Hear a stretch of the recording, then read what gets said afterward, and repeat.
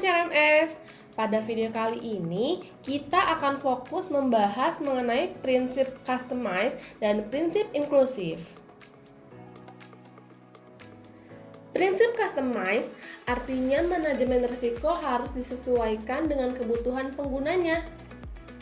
Dalam organisasi, kerangka kerja dan proses manajemen risiko disesuaikan dan proporsional dengan konteks eksternal dan internal organisasi yang berkaitan dengan sasarannya.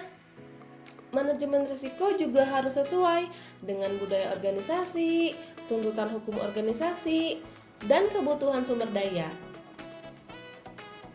Prinsip customize ini misalnya, di institusi keuangan dengan natur bisnis yang riskan dan tuntutan patuh berbagai aturan, maka diperlukan direktur manajemen risiko dalam struktur tata kelola organisasi. Berbeda dengan organisasi di industri lain yang relatif lebih fleksibel dan dapat menempatkan departemen manajemen risiko di bawah direktur keuangan atau menyatu dengan fungsi internal audit. Hal ini tergantung pada kebutuhan dan konteks masing-masing organisasi. Contoh lainnya, sebuah holding company menentukan kriteria risiko tertentu. Misalnya, risiko tinggi adalah jika deviasi mencapai 1 miliar atau lebih.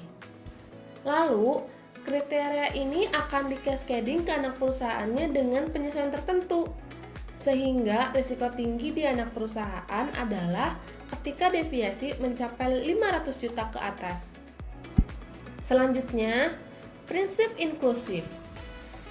Dalam praktik pengelolaan risiko, semua pihak di lingkungan organisasi perlu dilibatkan atau secara aktif berperan serta dalam pengelolaan risiko pada area tanggung jawab masing-masing sesuai kewenangan yang dimiliki. Pelibatan yang sesuai dan tepat waktu dari pemangku kepentingan memungkinkan pengetahuan, pandangan, dan persepsi mereka untuk dipertimbangkan. Hal ini menghasilkan peningkatan kesadaran dan manajemen risiko terinformasi. Contoh penerapan prinsip manajemen risiko inklusif misalnya, suatu perusahaan menerapkan keterbukaan informasi berkaitan dengan perencanaan perusahaan dengan adanya laporan tahunan, laporan statistik, RKAP, RJPP, kebijakan dan prosedur perusahaan, serta berbagai kanal media lainnya. Hal ini untuk memastikan para pemangku kepentingan organisasi terinformasi dan masukannya dapat dipertimbangkan dalam manajemen risiko dan pengambilan keputusan organisasi. Itulah pengertian dan contoh prinsip customize dan inklusif dalam manajemen risiko berbasis ISO 31000. Semoga bermanfaat ya. Nantikan video selanjutnya yang akan membahas prinsip-prinsip manajemen risiko lainnya. See you on the next video.